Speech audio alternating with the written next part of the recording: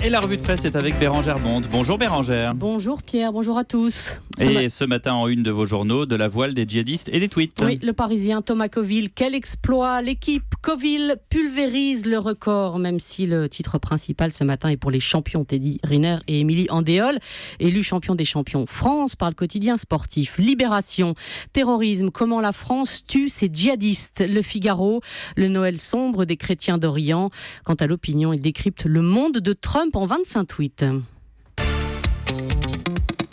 Et d'abord, le héros du jour. Et cet aveu déroutant de Cathy, la femme de Thomas Coville dans l'équipe. Peut-être que Thomas va enfin arrêter de penser qu'il est un moins que rien, on va dire. Ce ne serait donc pas la confiance qui fait atomiser les records, mais bien le doute.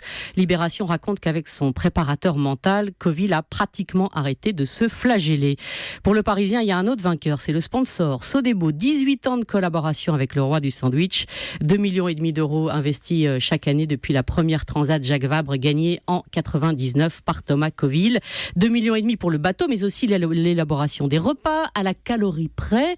Certains salariés de Sodebo ont joué les ambassadeurs en tournant des reportages et en les diffusant aux collègues. La voile, c'est le paradis du sponsoring, racontent plusieurs acteurs du secteur. La taille des voiles et des coques de bateaux sont des emplacements parfait pour les logos. Dans la case statut, le navigateur Jean Le Cam aurait même indiqué non pas navigateur, mais afficheur de publicité. On parle aussi de djihad. Oui, alors que l'Allemagne s'interroge sur ses propres djihadistes suite à l'attentat à la voiture bélier de la semaine dernière à Berlin, le nombre de Français ou francophones tués en Syrie ou en Irak n'aurait jamais été aussi élevé.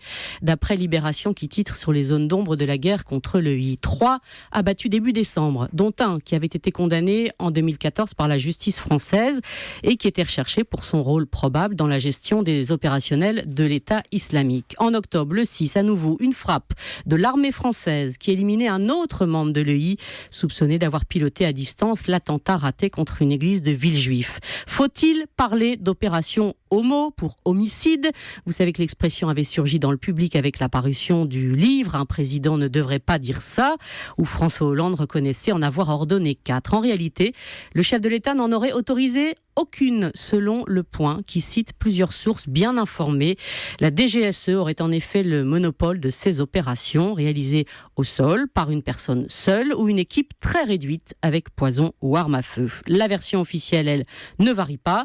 La France ne cible pas d'individus, certifie le directeur du renseignement militaire, le général Gomard, dans Libération, et ce contrairement aux États-Unis, à la Grande-Bretagne ou à Israël, mais un poste de commandement.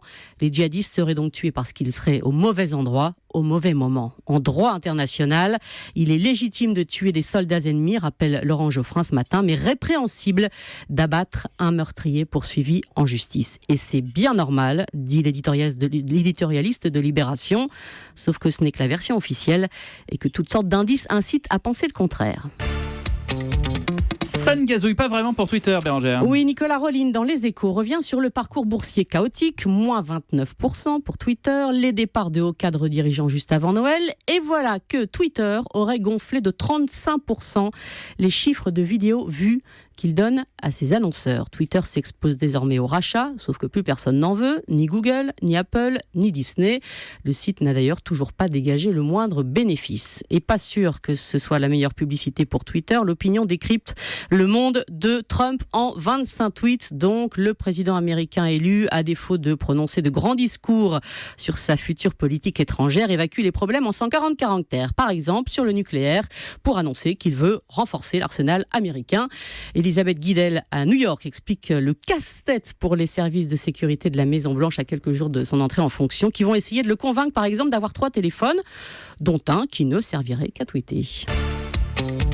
Allez, on va se faire plaisir. On termine avec une bizarrerie langagière. Oui, Fillon, Macron, Mélenchon, Hamon, Payon, même ambition et même terminaison. Michel Chiffre dans l'opinion souligne ce signe du hasard, à moins que ce soit l'habitude de chasser en meute. Jusqu'ici, Giscard, Mitterrand, Chirac ou Sarkozy, il n'y avait pas moyen de confondre. Alors après la pensée unique, voici donc les candidats tentés par la consonance unique qu'il faudra bien départager. Et cette question finale de Michel Chiffre, qui se fait plaisir sur ce coup-là, qui sera le roi des on? C'est pas moi. Merci. Je vous laisse vous débrouiller pour la transition. Bérangère Bonte.